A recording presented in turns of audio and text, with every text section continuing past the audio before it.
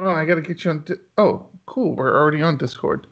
Excellent. It must still be set up from last week. I really need to set this up so it's not so obvious when I'm looking over at it. Okay. All right, let's do this. Have a problem. Hold on. Last minute issue. I just lost. No sound.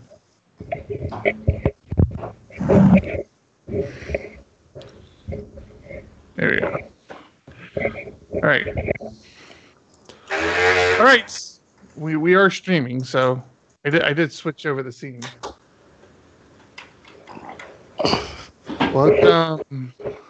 Welcome Discord. Anybody in Discord? Hello, Discord. All right. I gotta catch up to. Oh, there we go. We're already on Discord. I'm hearing. That's me. That's me. Okay.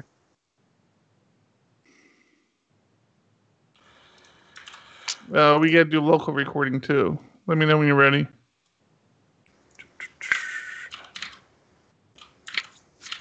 That's not how you spell Audacity. Audacity. Wait. Ready to go? Let me check my inputs are correct. Buttery!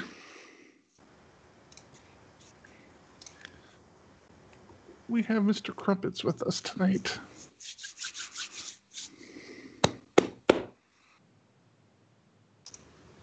Check. There we go. Sound good to me? And there we go.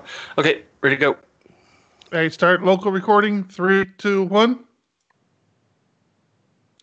Clap check. 3, 2, 1. All right, episode 138. You ready? Yes. All right. Game face on. See, only people watching the stream are going to appreciate that. That's why you tune in. That's why you tune in right there. Okay. I'm going to take it.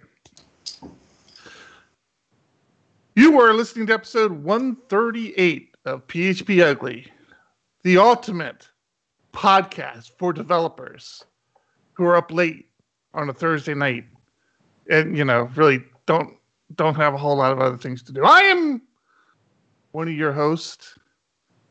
They call me Eric Van Johnson. And with me, to my immediate virtual right, which looks like a left, I guess, on the screen. Am I pointing right or left? I'm not sure. Is my good friend, Thomas Rideout. Hey! How's it going? That's always your intro is, hey! I think mine is hello. I'm working on getting it on a shirt. Hey! Hey! Mr. Rideout, I've been waiting all week to talk to you. I could not. I was so excited about talking to you this week, and I can barely maintain myself. Aww. You gotta tell me how this weekend went. So, if you're not a regular listener of the show, before Thomas begins to speak, well, if you're not a regular listener to the show, hello and welcome. Thomas and I are a couple of PHP developers, overworked and underappreciated, and we get together on a weekly basis to kind of talk about tech, our work life, and other things that are going on in our life. And last week, Thomas dropped a bombshell on us. I did. Let us know of a fairly large event in his family. So I will let you recap, pick it up from there, and then fill us in on the details. So this weekend, my wife and I met her 26-year-old son who was put up for adoption when she was 17 years old. And It was a fascinating weekend. There was Absolutely amazing. Yeah. there was a lot of drinking and stories, and my wife had a shoebox where she kept a lot of stuff, because there's this 3-day period where the mother is still with the baby after it's born, but before the adoption stuff all goes through. Mm-hmm. So she busted that out and had stuff like his first blanket when he was born, and pacifier, and his original birth certificate. Yeah, so it was this thing called a blind adoption, and I don't know much about how it works, but basically none of the information on the birth certificate that he gets or that his adoptive parents get has real information. It's all assumed names and aliases and stuff like that, so that there can't be any unwitting contact backwards later on, so that everyone can stay anonymous if they want to. Mm-hmm. And pretty fascinating. Lots of tearful moments. Lots of very that's what I was about to say. I bet you there was a lot of crying, huh? Yeah, quite a bit, which, as an observer, was interesting. I don't have that strong emotional bond that my wife does, so there were many instances of us all hanging out together, and the two of them just crying and hugging in the corner, and me as playing Rocket League. So, what's wrong with you? So, in summary, I mean, not in summary, but all in all, it sounds like it went very well. It was a very positive experience. Yeah, it went quite well. He's a really nice guy. He's a really good guy. He's had his own trouble in his youth, but pulled everything together, and he's a good influence on the kids. Yes. His younger brothers and sister, which it's still weird to get used to. It's a strange situation. But good guy. We is he still there, or is he gone? He spent the weekend, just Friday through Sunday, here, and then this weekend he's going to San Diego, actually, to meet up with his biological father. Oh, I didn't even think about that side of the story. Yeah, me neither. Holy smokes! So, it was very interesting, and yeah, I wasn't supposed to talk about politics, so of course I talked about politics. Well, leave it to Thomas.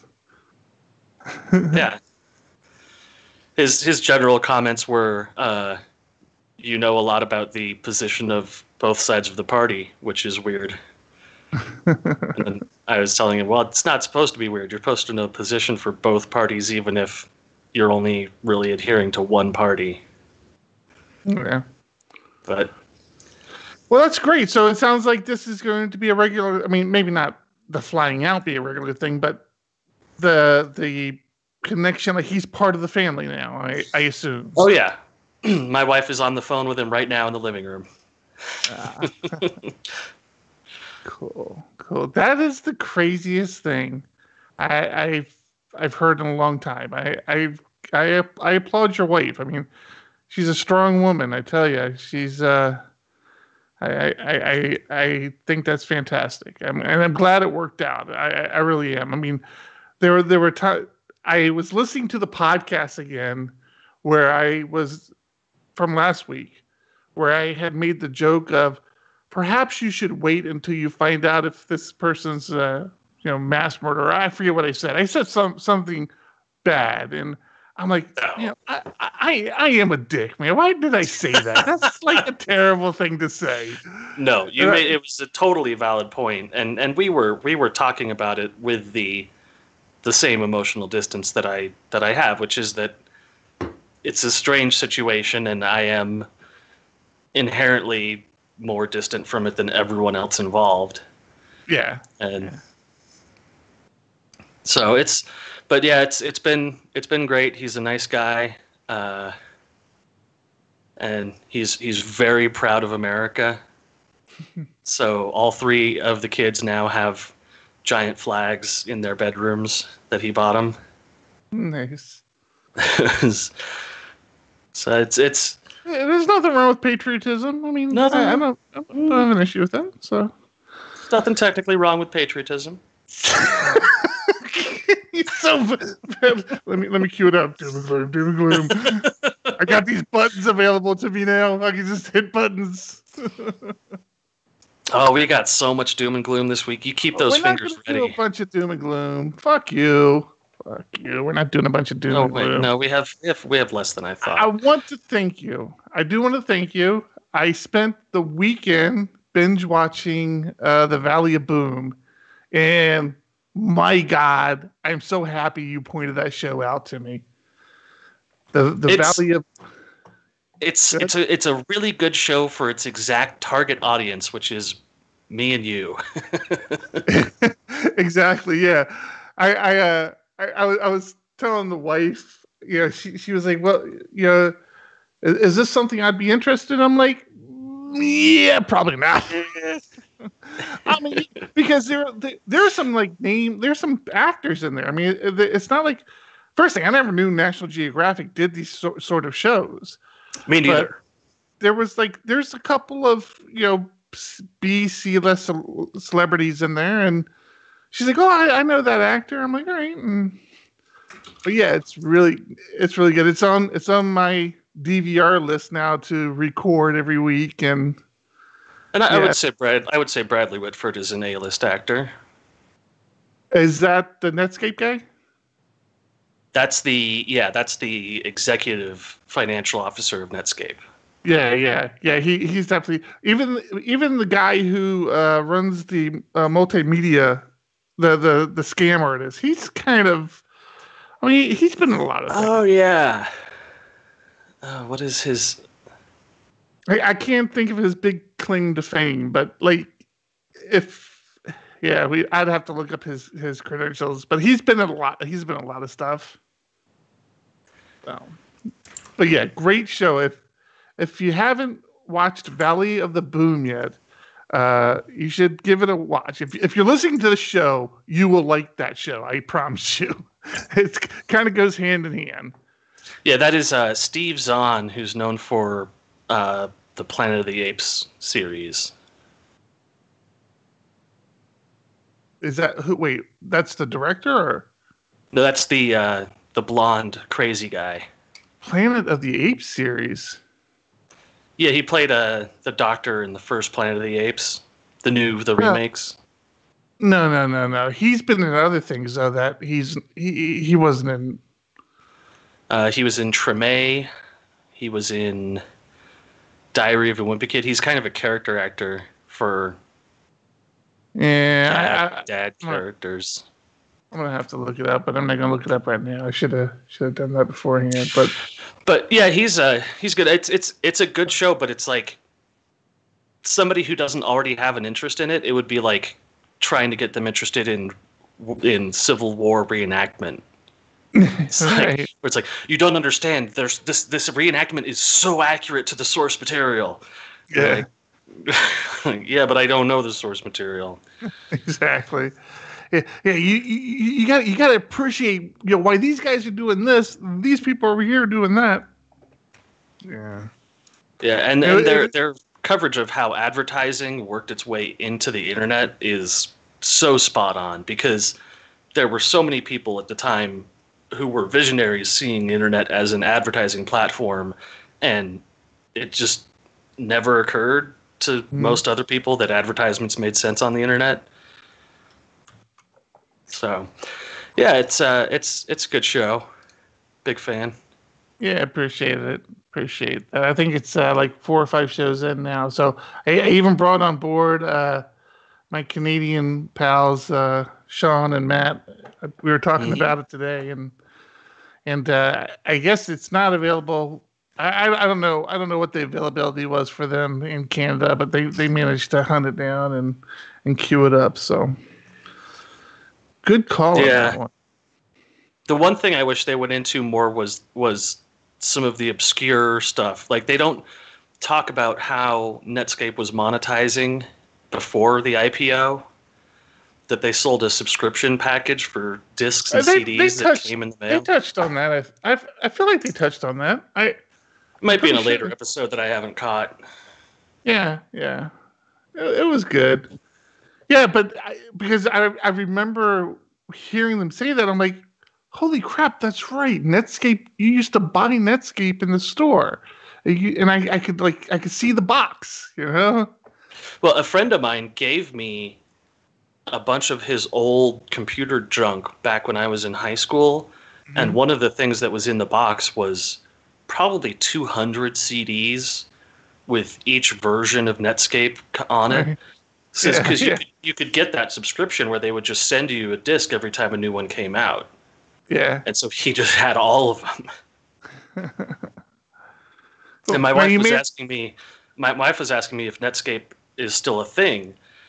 And so, of course, I had to pause the show and explain how Netscape moved into Mozilla, and Mozilla became Firefox, and then the Mozilla Foundation, and how they're two separate companies because they want to have the open source project and the production stuff. And I'm curious to see how far the show is going to go, because it could very easily go all the way up to present day, because the browser war is still happening present day. Yeah, it's going to be cool to see how far it goes. You know, I also remember, wasn't Mozilla, like, I seem to recall Mozilla also had like a built-in email client or something in their browser, like a really nice email client. Am I thinking about that wrong? No, it did. Yeah, it did. Yeah. Okay. All right. Yeah. Crazy, man. Crazy. Well, we lived through that. The hardest part I was explaining to my wife was they keep using the term the internet in the show instead of the World Wide Web, because at the point where the show starts, the World Wide Web didn't exist. It was just that the Apache Foundation had claimed ownership of port 80. Yeah. But that the rest of the internet, which still kind of exists today, is so ancillary to the World Wide Web, to port 80, and that there's 1,024 private ports that represent some kind of communication protocol that basically don't get used anymore. Mm-hmm. You know, Real Media has its own port number. Yeah, and that was the big thing when what was the game that came out and they snagged Elite 1337? 1337? Yeah, was that would have been Doom. Either Doom or Duke Nukem. I think it was. Yeah, I can't remember now. Maybe it was Doom or Duke. One of those two. But yeah, that was the whole thing. Is claiming is laying. That was the new frontier where you planted your flag. Is when you got a port, and like you said, Real Media had their ports, and yeah. And my boss, or my mentor from when I was first growing up in development, actually has a port registered to his name. No way, really? Yeah, he worked on something called the Surf Protocol, which was a UDP based communication where they did their own implementation of the TCP packet capture and refresh. Yeah. And it never took off, even though it was way, way ahead of its time. And this was in 1997. They were doing home grocery delivery through the internet. Interesting. Yeah. And that's, I mean, really, that's what the show is about. The show is about so many of these visionaries that saw the internet pretty much as it is today, maybe even as it will be in another 4 or 5 years ago, but they saw that 10, 15 years ago, and they're just bursting at the seams to try to get there. They're like, oh, they knew this was what it was going to be, and nobody understands what they're even talking about. No one can even exactly. It was just the concept. It just became, okay, how do we make money? We don't know yet, but everybody's going to make money.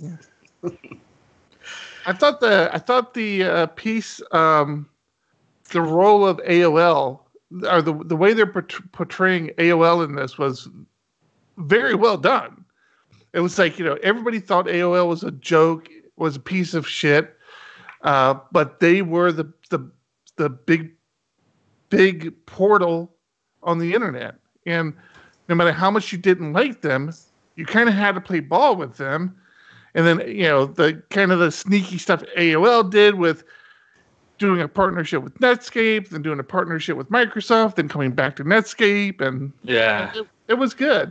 It's a really good series. I appreciate you pointing that one out. How about some PHP stuff? Well, I'm not going to let you off the hook. You made a promise to me. What? You were going to do some work this week of a topic matter I've been very excited about lately. Some GraphQL work? Yeah. So I will have you know that 2 days ago, I literally had code that made me cry, and my week hasn't greatly improved from there. Okay. It has been so bad at work this week. Like, so extraordinarily bad. So no GraphQL talk this week? I got the branch started to do some experimentation, but that was the best I could get because it's disappointed. I'm not gonna lie. This week has been rough. Okay. Let's talk PHP then. So, well, this week, the interesting thing this week was my boss was busy and said, I said, well, I need this thing taken care of on the production server, which is what, he has access to. And he just said, you know what, send me your public key because I'm too busy right now. So my week started with being granted root access to production servers. Root access to the production server. And I told this to my wife, and she looked at me like, that doesn't sound so bad. And the best way I could explain it was as if you were talking to your friends, and you said, and your friend said, hey, I need some milk. Can you go pick some up from the store?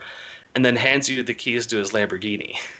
And you say, well, no, okay. I'm okay with picking stuff up from the store, but I don't really want to drive a Lamborghini.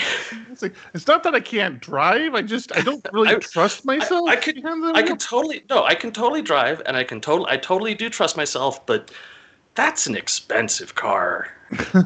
I don't want to drive that car. I mean, I'd love to drive a Lamborghini, but not casually where someone just said, go pick up milk.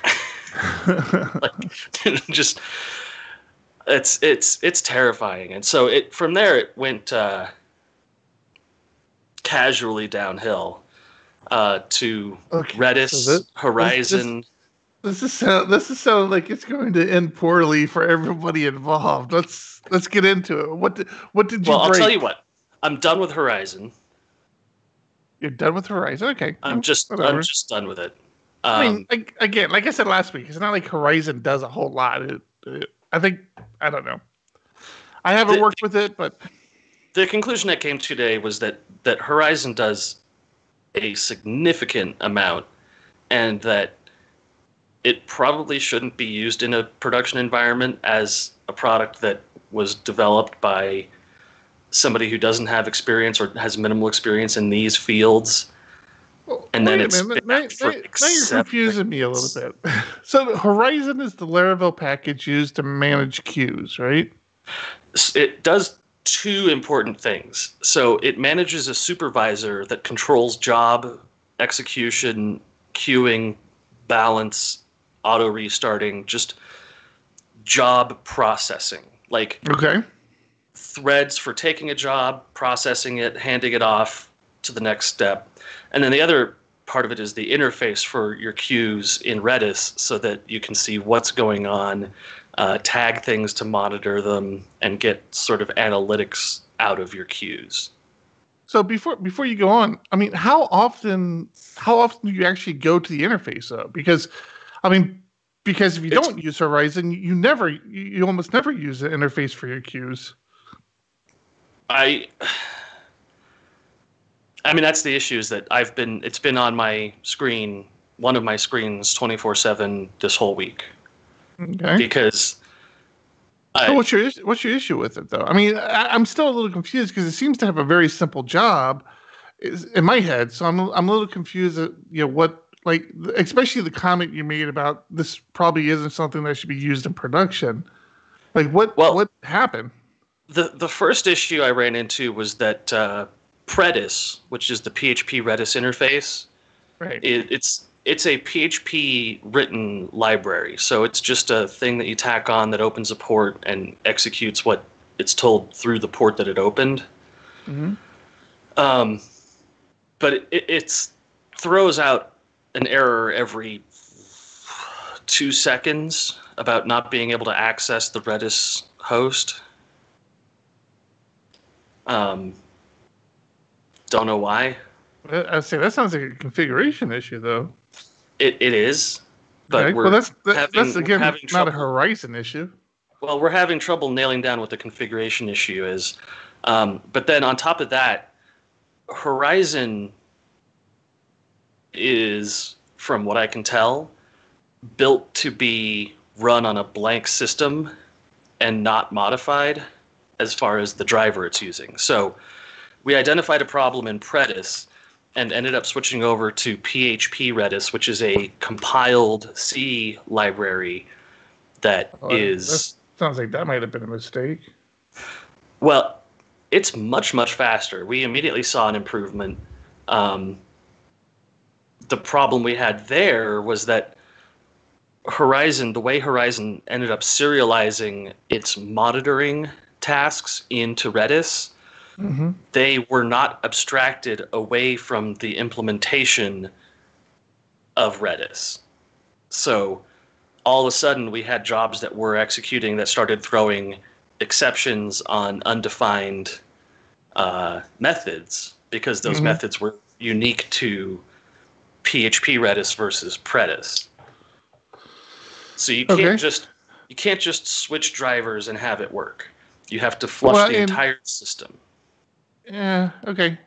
And again, I'm not continuing to defend it, but I'm pretty sure Predis is kind of the default with Laravel and the implementation with basically Laravel. If you're using Redis with Laravel, you're supposed to use Predis, but yes, and so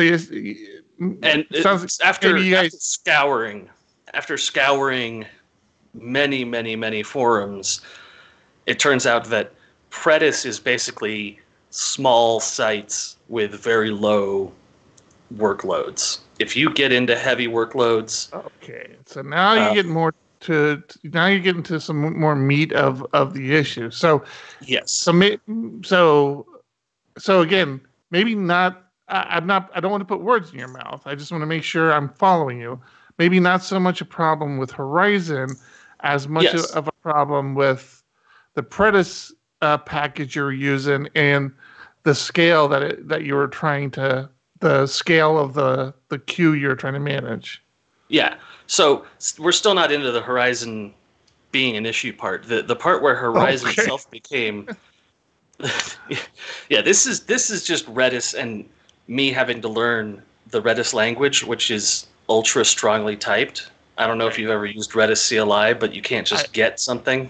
Right. Yeah. No. Yes. I have, and I totally felt your pain in Slack today when you were talking about all the different gets, and it's like they all do the same thing. They just return different things. Like why couldn't you just do a script that asked for the type of the variable before calling the get? Yeah, you could fix this in 3 lines. It's such an annoyance. Yeah. My problem when it comes to actually Horizon is that when we tried to kill the queue workers and the supervisor, they stayed alive. Okay. There's a soft kill and a hard kill, and the soft kill appeared to just not work most of the time. It tries to wait for everything to finish. This was on 10 empty queues with 30 processes, so there was nothing to finish. They just didn't quietly die. Mm-hmm. And then it doesn't really have good reporting for failure states. It doesn't have good reporting for retries. We would keep getting errors that said the error that I kept getting was that either it had failed a certain number of tries or it had run for too long. And the number of retries was set to 1, or was set to 0. The number of total tries was set to 1. So I knew that it was quote unquote running too long, except that it was only running for 0.8 seconds. So the error that I was getting was not helpful. And then it turns out that there's another type of retry, which is retry until or wait until, where you say you're not giving it a hard number of retries, you're just telling it to retry for X minutes. Mm-hmm. And that somehow ties into the timeouts on queues, but maybe doesn't. There's a lot of configuration options that I kept trying to set that did not appear to work, that are not documented. Are not documented? Yeah. Are we talking about Horizon now, or are we still talking about that's Horizon? That's Horizon. That there are a number of things in Horizon that are just fundamentally not documented. You have to open up the commands code I went to GitHub to open it up, and you have to read through the code to see where this option gets pulled in from. And I mean, if you pull up the actual Horizon documentation, you'll see how sparse it really, really is. It doesn't cover the hows and whys. And before I say something really inflammatory. Before you say something really... I actually don't even see the documentation on the website. Where is the documentation? It's on the Laravel website. Oh, just a regular Laravel? Yeah. So...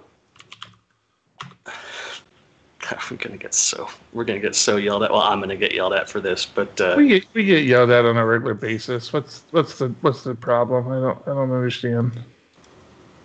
What are you gonna say that's so bad? I was gonna say that Taylor's not really working on it anymore. Oh God, here we go. Yeah.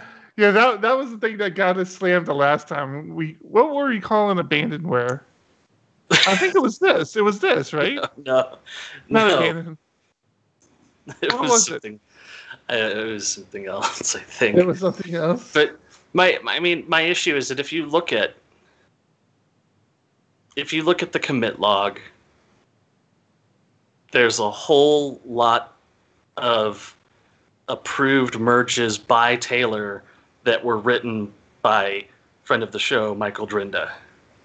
Yeah, I mentioned that last week when we were looking at the commits, that Michael Drinda seemed to, and if you listen to, he seems like he's the current maintainer.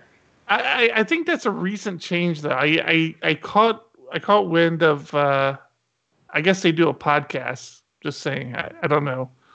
Somebody told me they do a podcast, but it sounded like that was a recent thing. Like maybe he's not a long-time committer. I don't know. I mean, it'd be easy enough to look at, I guess. But yeah, but yeah, I mean, and we talked about it last week. Is that the change log starts in the 2.00 branch, and doesn't include any changes.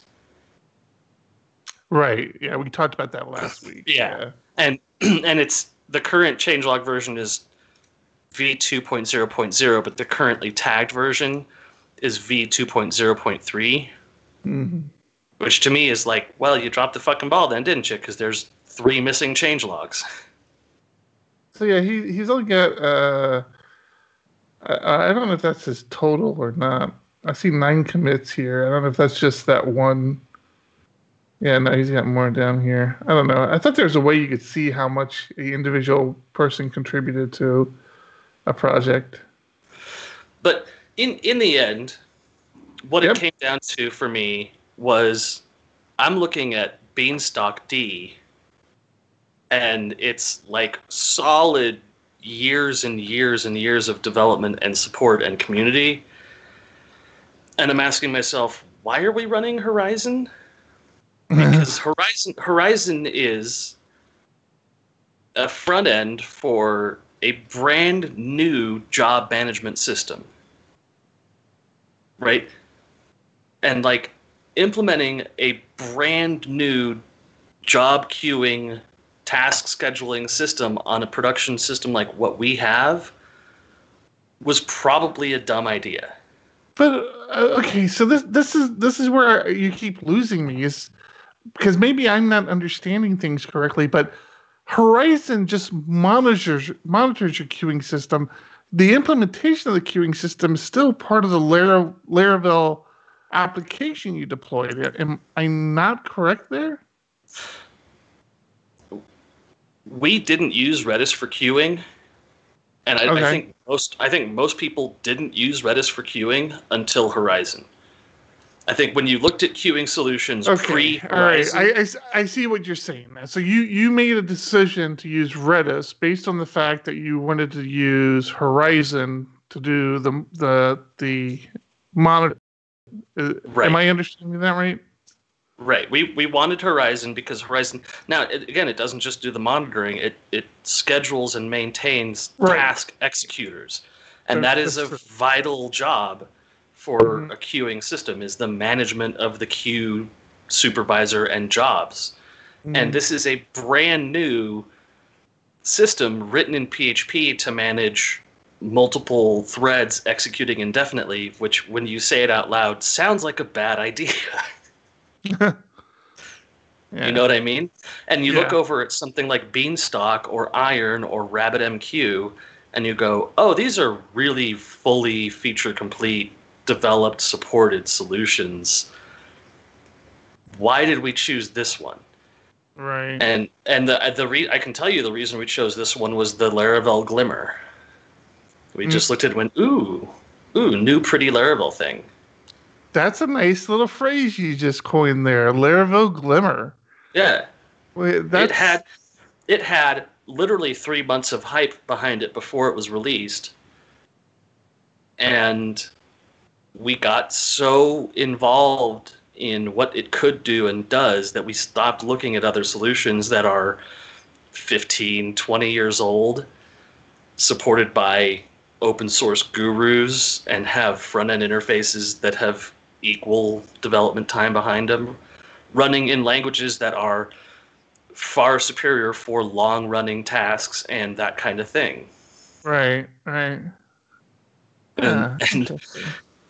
I mean, it came to a head today when I had 30 processes running Horizon, 30 workers, and I killed it and restarted it, and then now I had 60.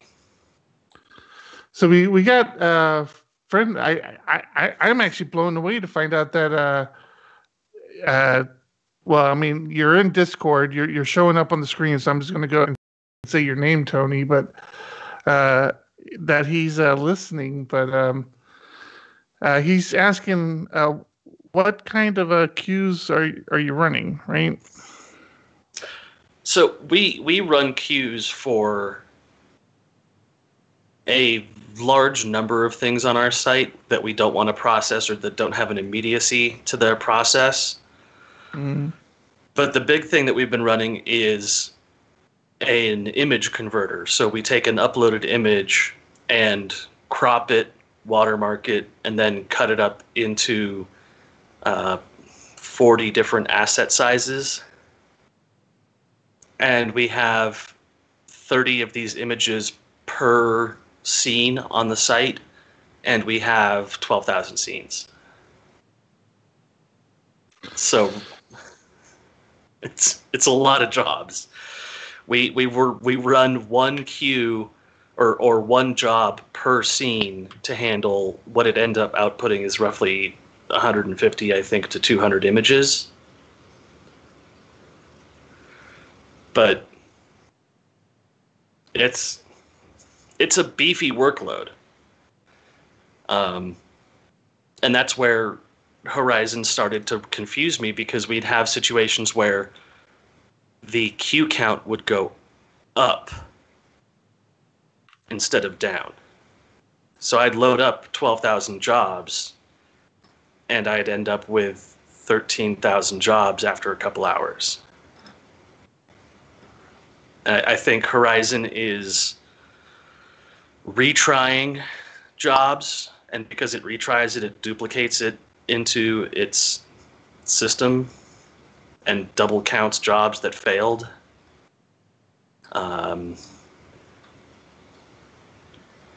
But yeah, it's frustrating, and the worst part is that these errors that I'm getting.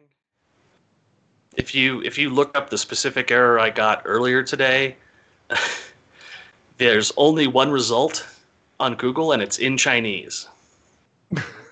And it turns out that it's just a Chinese version of GitHub where that error string is stored for that code. But no one has ever actually seen it in any real environment before for some reason. And I know I'm bashing on Horizon a lot. I think Horizon is great for a situation where you've got a small number of jobs, or you're not like a super mission critical environment.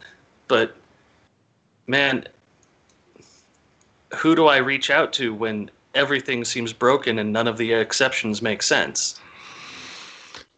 Yeah. Like, because that was where I've been all week. Mm-hmm. And there are people who are in a position of authority on GitHub issues who say, well, I can't figure, I don't know why. Try setting your timeout to 0. Try setting your timeout to -1. Which is, from what I can tell, I'll know tomorrow morning. From what I can tell, it's an issue with setting the Redis config timeout to 0 and setting the Laravel connection read-write timeout to -1. And that should resolve the current issue I have. But I think it boils down to it doesn't feel mature. The software doesn't feel mature. And yeah. I don't want to comment a lot on it. Like I said, I haven't used it, but you can keep your hands clean. That's okay. No, you know me. I get my hands dirty. I have no problem bashing Laravel whenever I feel like they deserve a good bashing. But I don't have enough experience with this. I can appreciate the position you're in, though. And yeah, as it's been stated, it's like it was one of the free products from Laravel, and you're starting to see a little bit of a difference between the free and paid products. And yep. Well, and the fact that in halfway through the free products documentation, it says you should use this on Forge. Well, if you don't want to get your hands dirty, use Forge. Well, Forge doesn't do anything though. It's just a provision management system for servers. So yeah. I'm not sure what that has to do. I've been in the same boat, Tony says. Tony, man, I'm so happy you're in our Discord, man. I never knew you were there. What have you been up to, brother? Okay, do you know Tony? I don't know Tony. You know Tony. That doesn't help. I want to pitch his product. Can I talk about your products, Tony? When I talk about his products, you would know who he is. I don't understand what you're doing with OBS here, real quick. You're Oh, that's not me. It's OBS doing its own thing. God damn. Can't seem to hold on to my let's see, just working on my site. So he didn't say I couldn't, so I'm gonna assume that he's giving me the green light. So Tony is, of course, Tony is Dev Dojo. He was one of the big developers behind oh crap, now I'm gonna forget what it's called. That's a weird name. Another one of the admin tools. It was ship related. Oh my god, what the hell was it? I know his new product. His new product is called Wave, and he actually came up with. He's here in San Diego. He used to come to the Laravel meetups with us. I've never seen him at an SDPHP meetup. Oh my god, Tony, help me out. What was your admin interface? It's a free open source product. Voyager. Thank you. Well, I'm gonna put you up on screen here. I'm gonna put Voyager up on screen. If I can get over to my browser. Yes, Voyager. Yeah, he's kind of a badass, man. I tell you. Well, I'm glad that a badass can empathize with me then, because it's so frustrating not having anybody to turn to with the issues I've been having. I've pulled up LaraChat, Slack, and Stack Overflow and GitHub issues. Well, you have the added issue of nobody likes you too. You know that, right? Especially people in the Laravel community. I do assume that I'm blacklisted from most discussion boards. Yeah, that might be part of the problem. Like some kind of shadow ban thing where just Tom doesn't get the answers. Yeah. Yeah, exactly. You're on a delay, Tony. That's why your messages are showing up so late. It's because it's like a 30-second or 40-second delay on YouTube. So, well, we got to get to official PHP stuff. Oh, you got more PHP stuff to talk about? I am full of shit, but I know that. I also have a lot of PHP stuff. All right, let's do it, man. Let's move on. So the big thing is moving forward into PHP 7.4 and what it's going to look like. And it's taking an interesting turn. It's going the direction that I really want it to go. Okay. Which is more advanced techniques, more complicated management of data. Mm-hmm. But I've started to worry about what the future of the PHP Stack Overflow questions are going to look like. What? So the first thing is thing to be concerned about. Just wait, you'll understand. Okay. The first thing that was merged into PHP 7.4, so it's now actually in the beta code, is the null coalescing assignment operator. Right. So if you know the null coalescing operator, then it basically says if this variable doesn't exist, here's a default. The null coalescing assignment operator says if this variable doesn't exist, set that variable to this default. Don't just return a default in this one instance, but set the missing variable to this thing. It's complicated. It could introduce a lot more problems than it resolves, but it was damn near a unanimous vote. It was 37-4 to include this. So some experts see a purpose for it out there. It seems dangerous to me, but in cases useful. Are you following internals? Is that where you're getting this from? Yeah. All right. I follow internals pretty tightly now. Oh, do you? Yeah. Okay. Did you see the recent discussion on the 7.4 in and starting to prep for 8? No. It's branch off 7.4. So it's just a thread that just started, but the thread is actually branch off 7.4 early, because they're feeling like they're kind of ahead of the ball game with 7.4. Yeah. That's one you might want to look up.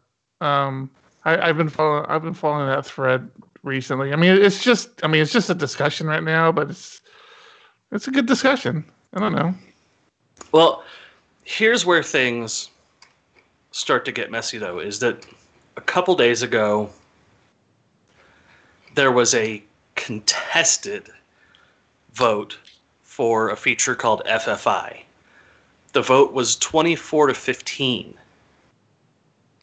And this is where I think Stack Overflow is going to take the brunt of the problem. Okay. FFI is a currently existing thing in Lua and Python. And it essentially lets you load a shared library from C or C++ and then access them natively in PHP. FFI, a foreign function interface, is a mechanism by which a program written in one programming language, can call routines or make use of services written in another. Interesting. Right. So it basically brings DLLs to PHP, where you can that's literally what it does. It lets you load dynamically linked libraries and then execute them natively within PHP. And the examples here start with the first example is loading the C standard library and then calling printf, which it's totally the most basic example, but it's also the most terrifying thing to see in PHP, where all of a sudden from PHP you can call the C standard library. And then the second example immediately jumps into creating unsigned int structs for defining timestamps in C and then loading them through FFI into PHP so that you can do C level time and date comparisons.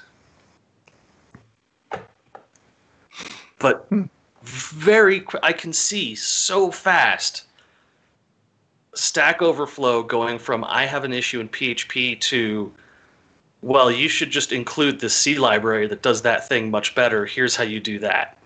And now you're writing C. Do you know what I mean? Like, yeah, I want to produce a PDF, and the PDF libraries for PHP suck. Okay, well, I use libc PDF for PHP. Why don't you just FFI it in and start writing C in your P application? And that getting the most accepted answer on Stack Overflow because everyone hates PHP. You know that's going to happen on some issue. PHP does this wrong. Just FFI in C, which does it right. Yeah. It's so scary. And apparently, a lot of the dissenting opinions on this were saying this is a massive security problem. You can't ensure the security of PHP if you allow dynamically linked libraries to be included in userland code. And that's totally true. Right now, PHP is sandboxed out of certain functions through the PHP INI, but if you DLL in something that doesn't have that sandbox restriction on it, then we've got another global variables issue on our hands that's not going to help anybody. Yeah, that's true.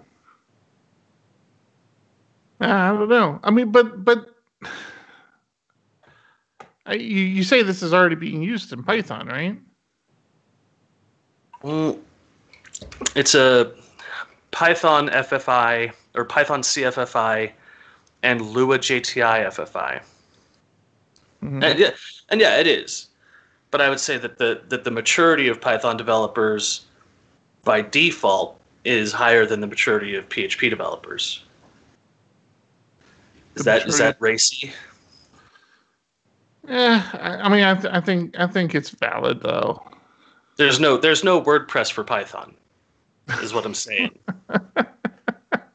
There's the barrier to entry for PHP is so very, very low. Yeah. And Yeah. this is a hurdle that people should be forced to jump, not handed to them. And that was a lot of the dissenting opinion was, yeah, this is super dangerous, even if it provides incredible new feature support. Mm-hmm. But it's crazy dangerous. All right. What does she got for us? Anything? Nikita Popov. What's that? Nikita Popov. Do you know who Nikita Popov is? I don't think so. Dude's got a Wikipedia page. Like he's a big deal. He's the author of the Generators RFC. Yeah. Gotcha. Go ahead. So he is the author of the Generators RFC, the Variadic Functions RFC, Argument Unpacking, AST as an internal structure in PHP, engine exceptions, uniform variable syntax, and quote-unquote many other contributions. And I guess he tweeted that he was looking for a job, and PHP Storm or JetBrains swooped in and was like, hell yeah, come on board, baby. Not anymore, you're not. Which it might be an under-the-radar news article, but this dude is going to blow up PHP Storm. He is not the kind of guy to sit idle and take in a paycheck. Get your PHP licenses revved up because PHP Storm is going to change a lot in some very core functionality and capability. I think he's going to blow us away. Well, that should be fun. I saw there was a post for a real-time scratchpad in VS Code this week. Mm-hmm. I think that's the kind of thing we can expect to come out quickly for PHP Storm is engine functionality built into the actual IDE. And I think Storm already has a scratchpad. Pretty sure it does. I don't know. I don't really. Yeah. I'm not good with my tools. I don't treat them with the respect they deserve. Say I'm not going to fire it up right now because PHP Storm is a little bit of a memory hog, but I'm pretty sure it has a scratchpad. But yeah. Yeah, cool, man. Cool.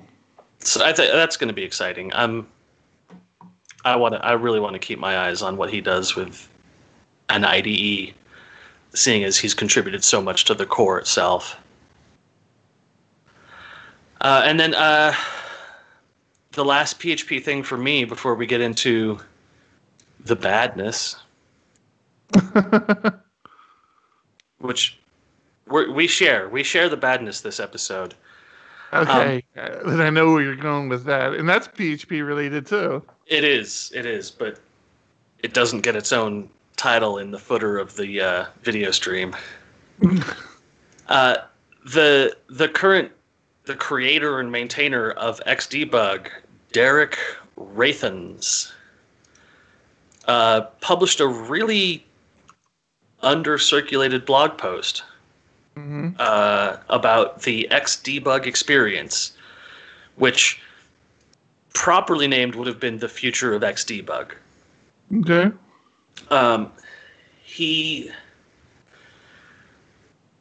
He seems like a really, really down-to-earth guy, and it seems like Xdebug is just sort of his thing because it's been his thing for a long time, and he likes it being his thing.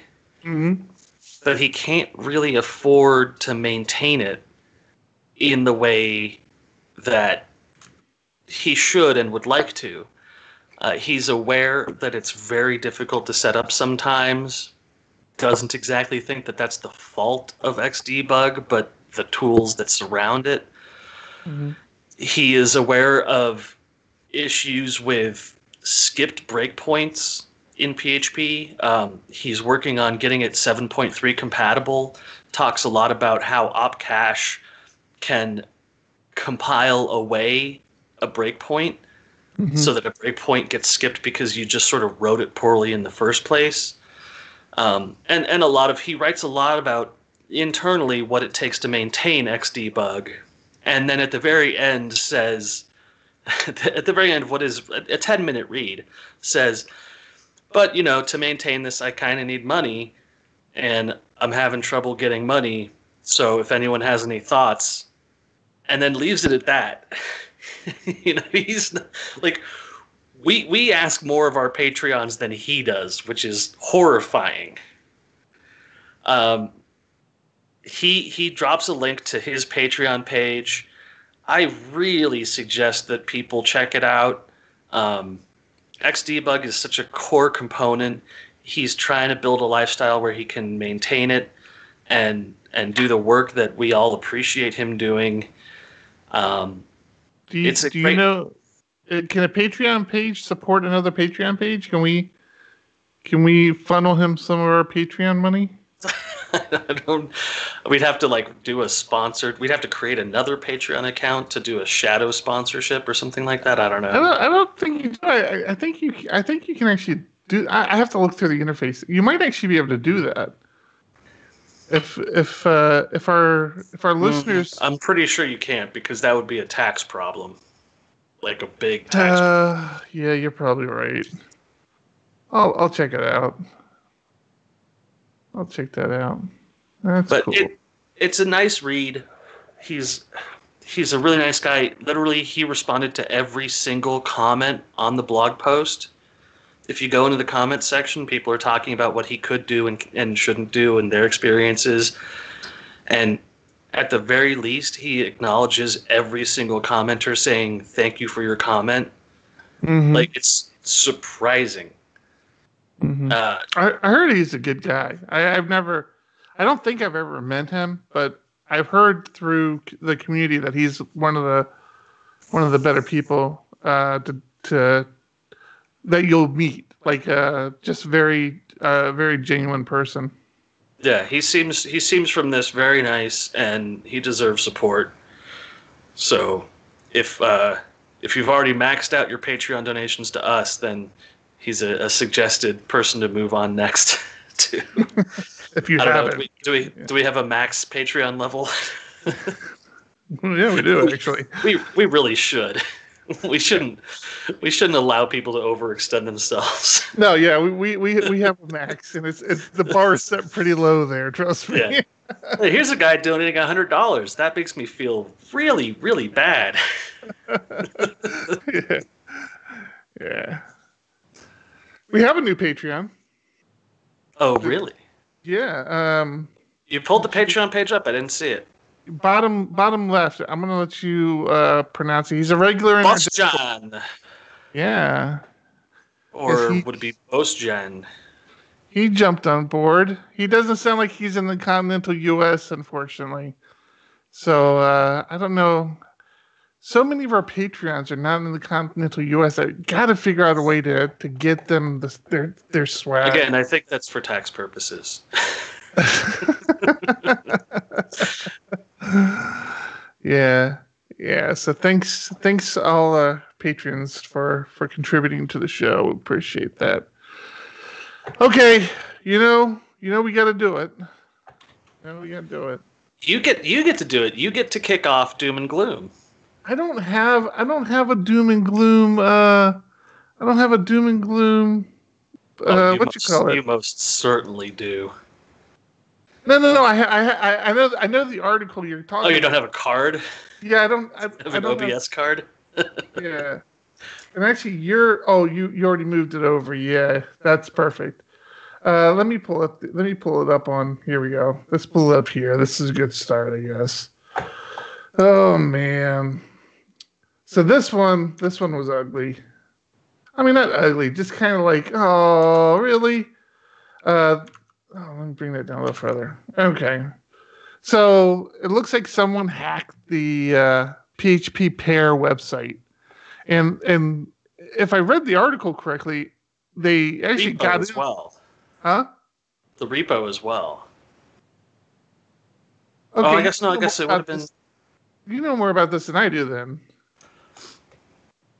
Well, I know what they did. Okay. What did they do? They took down the website for sure. Well, the website actually was taken down by the Phar group.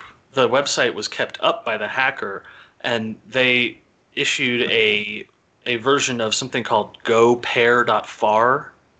Right. I don't use Phar, but I know that a lot of Mac developers get it by default from Homebrew. I don't know about that. So Pair was the predecessor of Composer, right? Pair used to be how you could include third-party packages in your application. The problem with Pair and the difference between how we do it now with Composer is it wasn't project-based. It wasn't project level. It was typically system level. You could install Pair into a project, but it wasn't. It was difficult. It was kind of a pain in the ass to do. So typically what administrators did is they installed Pair packages on the system. And then any PHP application running on that system had access to these packages. So it's kind of it was kind of the thing that led into what we do now with Composer. So people shouldn't speak to everybody. I personally don't use Pair packages anymore. I haven't used Pair. Yeah, very, very few people do. It's a legacy system. Right. And so I haven't used Pair in forever, and I was still actually surprised that it was still around, but I assume there are people out there doing Pair. So that's what Pair is. I mean, I don't know why it would be installed. Why Mac users would get it installed through Brew. I mean, I'm sure you can install it through Brew, but I don't think it would be included as the default as part of the PHP install. Well, I overheard some DiegoDev employees in the SDPHP IRC channel talking about Homebrew installing Pair along with PHP. Okay. Well, I wasn't aware of that. Yeah. Which it would make sense.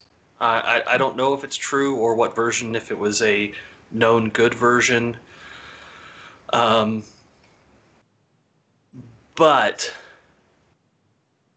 the really bad thing, and I think the thing that's not getting enough attention, is if you did get the bad packet, oh, come on, with the doom and gloom immediately. Exactly. I mean, I put effort into making that slide for you, man. I'm going to use it. Well, this is going to scare you, though. The tainted Phar file has been analyzed for what it did, and it's not innocuous or Bitcoin mining or anything like that. It is very deadly. Very, very deadly.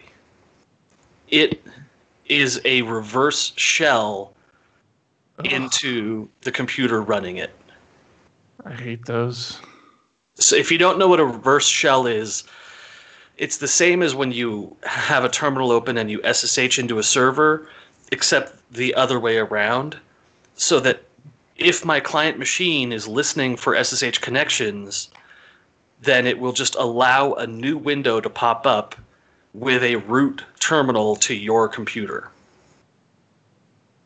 Which means that the hackers that succeeded in executing this, all they had to do was sit and listen, and every time the package was installed, they were notified, and then they were given root console into your machine.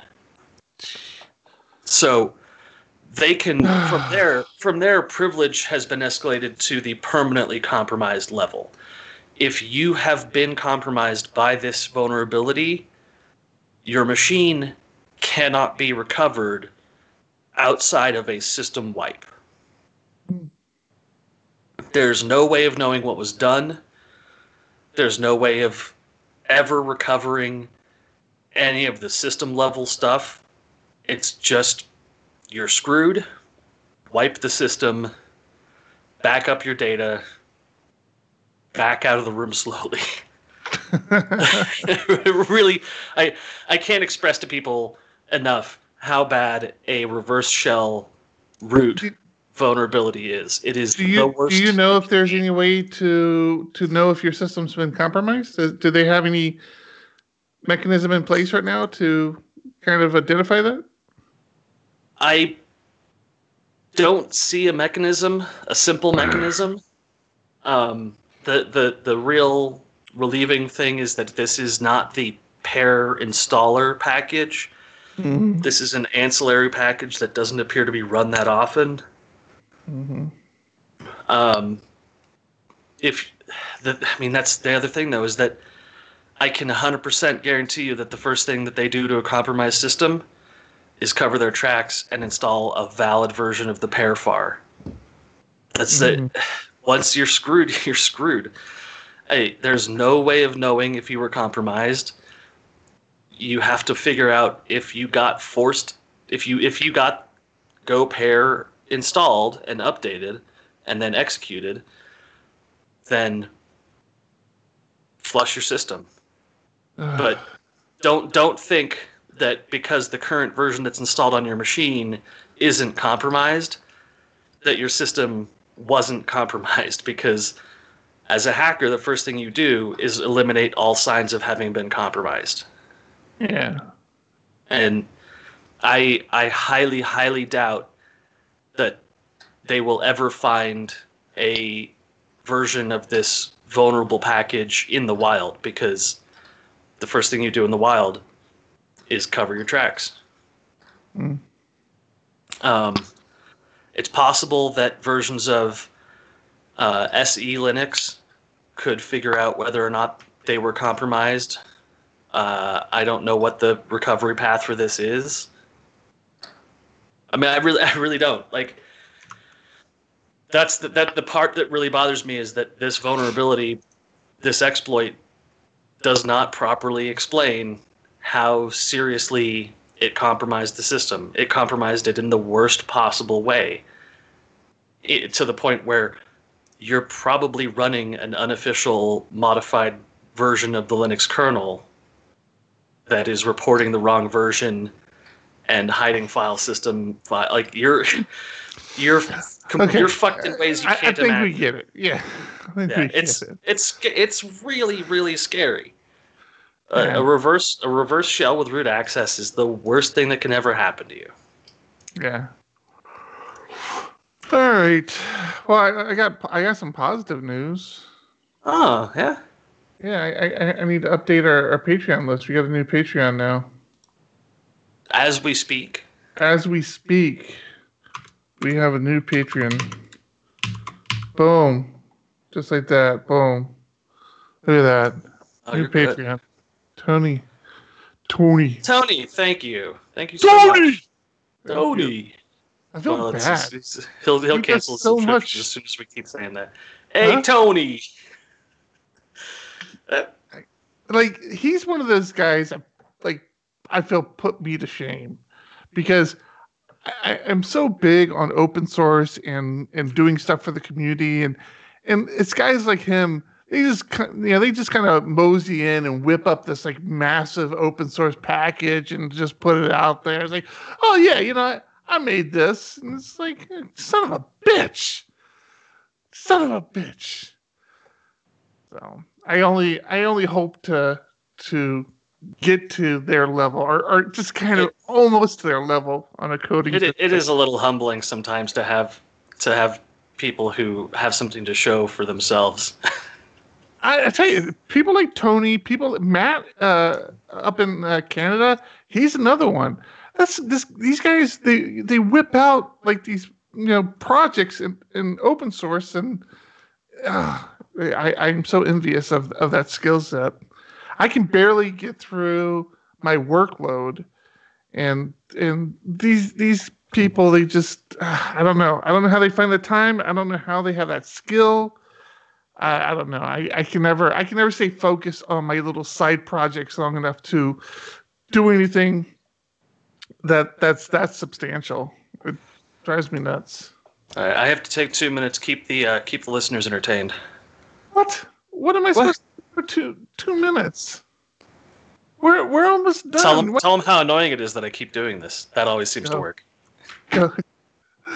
You're editing this podcast anyway, so okay. A brief network break. So Tony, I know you're on a delay, man. I know you're on a delay, but good to see you, man. What do I got to do to get you to come out to the SDPHP meetup? Been forever since I saw you. And are you going to Laracon this year in New York? Feel free to respond whenever you get that message. Short of that, fun stuff for the Patreons waiting for their packages. The PHP Ugly lanyards, I approved the artwork today. You might remember last week we talked about this. I had submitted the artwork, and there was actually some back and forth with the vendor who was creating the lanyards. I did give them the official approval today, so they are starting the process of printing up the lanyards. So I'm looking forward to getting those in, and once we get all those in, we will start sending out the packages to everybody. If you're getting stickers and lanyards and whatever you're getting, we'll get them. And I'm honest to God trying to think of ways to get them to contributors outside of the continental U.S. I just have not figured out what that's going to be yet, because there's like no inexpensive way to do that right now. So, all right, we got Thomas back. Let's get back to work. We wrapping up? Almost. Tony was asking. Well, Tony mentioned that there's an ulterior motive to all open source projects, and I've referenced a site Stratechery in the past.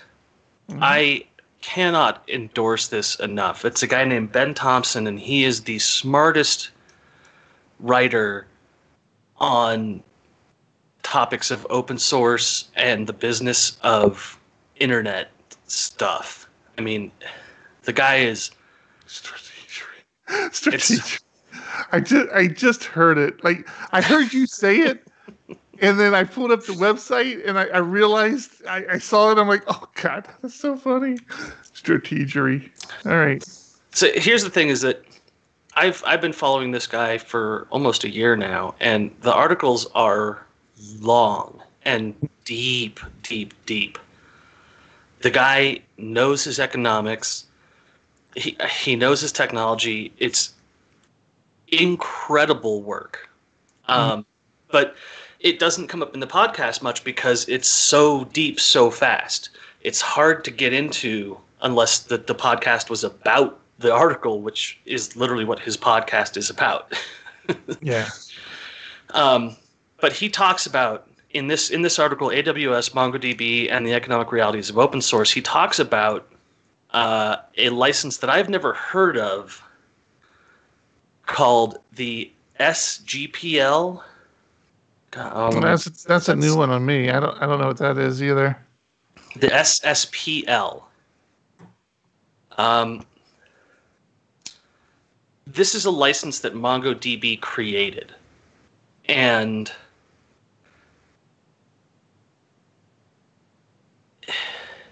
it's very, very interesting. It's a monetization license for open source by compelling all development, even internal, to be published open source. So if I'm using MongoDB internally and I'm under the SSPL license and I make a modification to MongoDB, I'm required to publish those changes to the Mongo code, even if I'm never releasing what I'm doing. This forces companies like Amazon to buy out of that license and into a license where their modifications are not made public. So the goal here is that Amazon can't just download MongoDB and then release a new service called Amazon Document Store based off of MongoDB and profit off of it while it's really just one license to the MongoDB people. And the implications of how this is going to change open source development are so deep. But it talks about, as a corporation, what an open source company really means. A company like MongoDB, which is in it for profit, but is an open source license. How does that actually manifest to value? And I think we're going to see a huge amount of open source projects go this direction, where once you're successful, you don't want Amazon to take it and run it for other people. You want to make sure that you get the value per server that Amazon's getting out of it. I understand very little of what I'm writing, what I read here, but it cuts to the core concepts so succinctly that you start to go, oh, I don't know what this is at all. I don't know what this open source environment is at all like for real professionals developing open source software.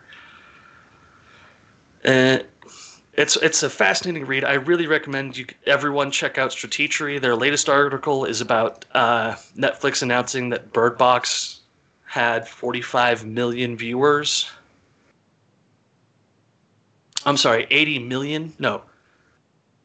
Half of their subscribers, more than half of their subscribers have seen this movie, and why Netflix would say that when they're notorious for hiding their numbers, and what it means to companies that are trying to compete with Netflix, because it's basically a giant dick slap. It ties into the Valley of the Boom, because it's how does Netflix continue to make money once they've maxed out their subscribers? And the economic analysis of what Bird Box, despite being a terrible movie, means to Netflix and what it means to Hulu is damning. I mean, so you saw Bird Box? Yeah, terrible. I like her too. I haven't seen the movie, but I like Sandra Bullock. It gets so close. Close. In the end, they abandoned the philosophical idea behind the whole movie, so that there's a happy ending, and that's really annoying. All right, Thomas. I don't know. I'm feeling like this is a good spot to wrap it up. What do you think? Oh, how long have we been going? Feelings are so wrong. We're going to close out with the standard doom and glooms. Whoa! That sounded like you said something plural. It's just quick, just real quick. Okay, do it. I'm pulling you up there. Doom and gloom it. All right. The US CERT, which handles vulnerability disclosures to the internet, announced that there were some issues with DNS that should be dealt with and approached. The issue besides that, though, was that the Department of Homeland Security jumped in and said, everyone do this right now. If you're not doing this right now, you have 4 days. Do this. It appears that there has been a successful DNS-based attack against multiple government domain names, and that the DHS is trying to get things fixed before they publicly announce that there's been massive problems. This is a very speculative article, but it's speculative because the DHS isn't saying why this is so important. The vulnerabilities being discussed are pretty standard for the cert lists. But the Homeland Security doesn't think that they're standard in any way.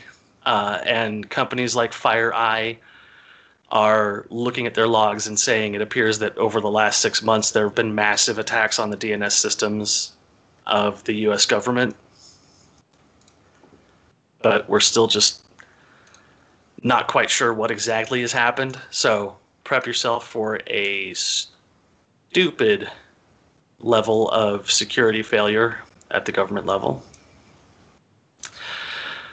Chromium, the core of the Chrome browser, has proposed Manifest v3. Manifest is the language and API for extensions to access the activities of the browser.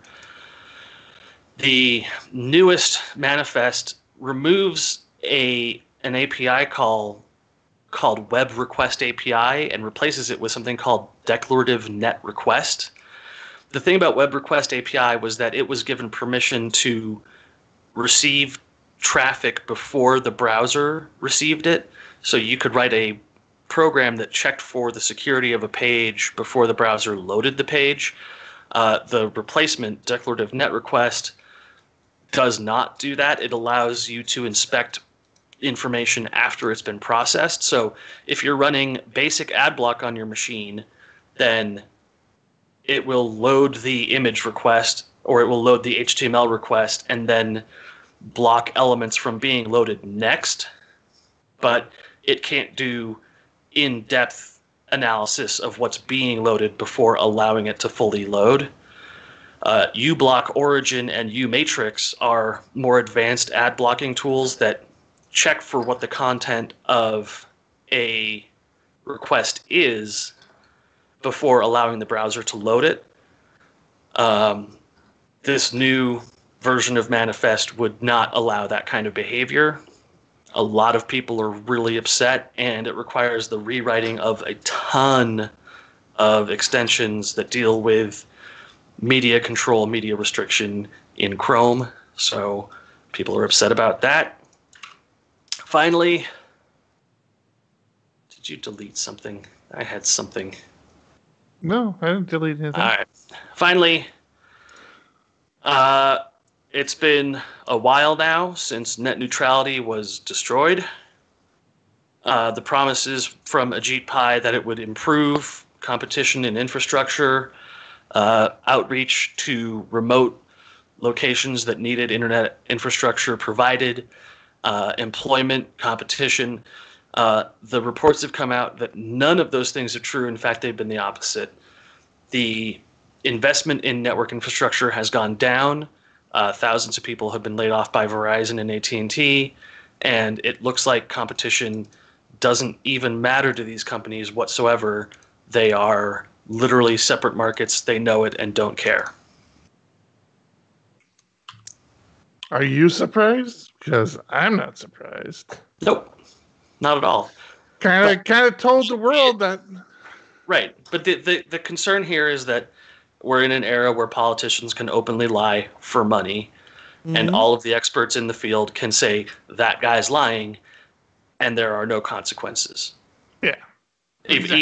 Even when shown, profits went up for AT&T, and then they laid off employees, reduced infrastructure spending, and reduced advertisement, which is competition. I mean, it's a bummer. It's a bummer because politicians are given a blank check at this point to lie about whatever it is they want to get their way, and we got to start here. We got to start somewhere, holding them accountable.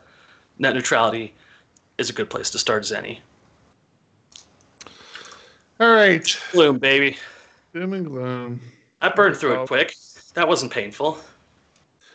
Man, I can't believe this month is almost up already. This is killing me. If you are it's my birthday episode. It's what? My birthday episode. My birthday's on Tuesday. No way. What are you? You look like you're about 50. What are you? I don't remember. Pushing that? I think I'm 38. Oh, well. Wouldn't Doesn't come up often. Well, My wife How is do- 4 years older than me, so whenever I say my age, she gets really sad. So I try to not say my age. Yeah, that's good, man. Happy birthday. Happy early birthday, I guess. Oh, thank you. If I'm just looking, I'm looking at the calendar right now. I realize I have not scheduled the next SD. Seeing Tony in the Discord reminded me that I had not scheduled the next SDPHP meetup. And then I also remembered not only have I not scheduled it, I haven't written it because I was asked to do an intro to Laravel at the next SDPHP meetup. And yeah, so I'll have to get that on the books. If you're a listener of the show and you happen to be anywhere in the San Diego area, be sure to drop in to one of the SDPHP meetups. We meet the second Wednesday of the month. So next month, looks like that's around the 13th.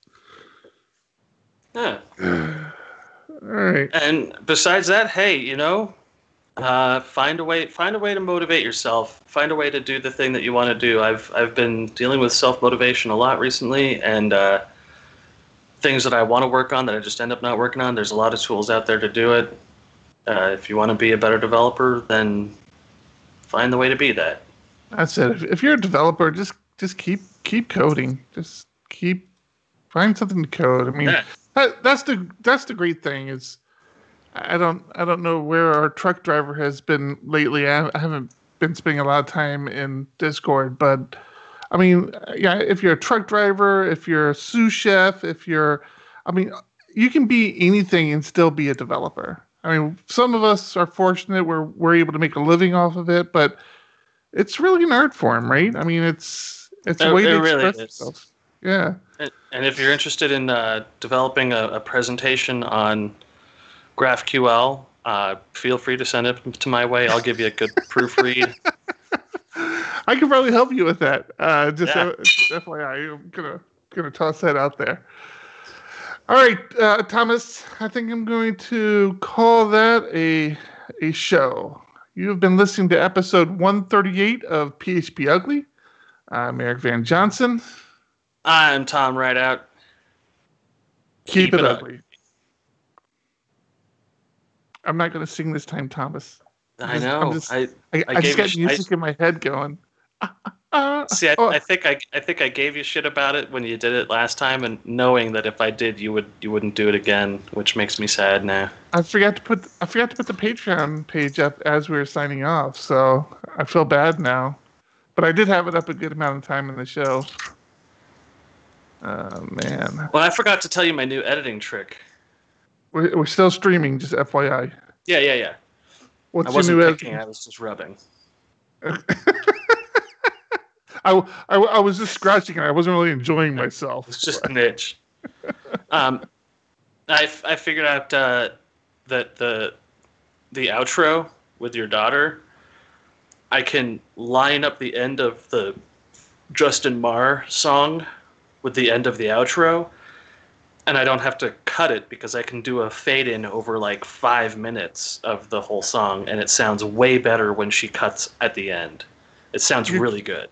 You've never listened to any of my edited shows, have you? That's exactly how I do Sounds like a targeted question. That's exactly what I do. That's exactly. I've got it now where I can butt her outro up to the end of the show, and then the music I put to the end of her outro, and then like you said, I just do a fade out and yeah. Well, no, I don't fade out. The music stops. Oh, fade in. I'm sorry, fade in. Yeah. Yeah, I'm glad you figured that out 3 years later. How long have you been doing the editing? What, a year? A year now? 2 years? 2 years. 3 years. Buttery, thank you. Yeah. Tony, man, it was great to such a disappointment. Virtually see you again. Things are going well for you, man. I need a reminder on Tony because you're saying he went to the Laravel meetup, but dude, if it on FaceBind, I can't do his Twitter handle is the same as his handle in Discord. Go look at his Twitter handle. When you see his face, you'll know exactly who he is. I'm face blind. I don't do faces. Oh, okay. Well, I have to see contextually relevant pictures. Tony, I know you did. I know you did a presentation for us at the Laravel meetup. Do you remember what your presentation was on? See, that's the problem with Discord. We have to ask questions, then we need 30 seconds of filler while they hear it. We hope they hear it. That's why we can't do a Q&A show. He was a great. He is a great guy. He was small. He's a shorter individual. He's always smiling. He was kind of quiet, and then we found out who he was, and we're like, "Holy crap!" He worked for. God damn it! What was that? I can't remember the name of the company he worked for a while. The Control Group. Control Group, that was it, yeah. I think he still works for him. No, I think I don't know if he's so. I mean, he'll hear this and let us know, but I don't think he does. I think he started doing his projects full time, but I could be wrong there. Laravel Dust. Well, there's a video on his Twitter of him at the Control Group introducing Voyager 1.0. Yeah, because he was there for Voyager. Yeah. I think I recognize him. Yeah, like I said, I'm face blind. I can't do faces at all. Well, that and the fact that you usually shit-faced drunk at the meetups, which didn't help either. No, I was not shit-faced drunk. Okay. You just always act that way? What? Hello? Yes. Yeah. It's alcoholic spectrum disorder. I'm at some point on the spectrum. I'm so glad we're not recording this part. Oh, man. All right. Let's say goodbye to Discord. We appreciate everybody. Thanks for all the Patreons contributing. And thank you guys so much. It means a lot to us. We did the Patreon thing as a goof 2 years ago, and then it started looking like people actually wanted to be Patreons, and we're so honored by people wanting to support this. Actually, there was something I wanted to put on the on the actual show now, and I don't remember what it was. Shit, we got all emotional there at the end about being a good developer, and I lost track of something I wanted to make sure I touched on. Oh, shit, I wanted to make sure I told people to actually start watching the video because of all the extra work we're putting into it. Well, I think by talking about it constantly on a podcast, we promote it incidentally. Yeah. Well, that's what I'm saying. We didn't talk about it on this podcast. Oh, yeah, we did. No, we made lots of visual references. Okay, I'll listen again. We didn't talk about the YouTube stream as much as we said, if you could see what's on the screen right now, you'd think it was funny. I don't think we did. We kept mentioning you popped up doom and gloom. Oh, that's true. Yeah. All right.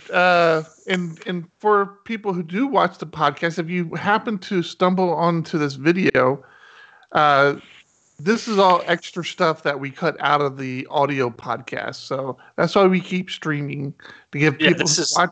This is the Patreon special content.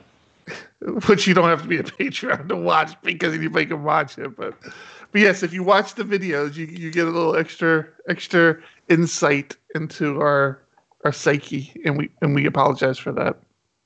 We should make the stream private and just have a $0 Patreon level. Just show us you can. I mean, it's not like we have that many people watching live. I think we were up to 5 or 6 today. So we really should not try to limit that, buddy. It gives me an idea. I mean, that's I'm stopping the stream. All right. Thank you guys. Have a good night.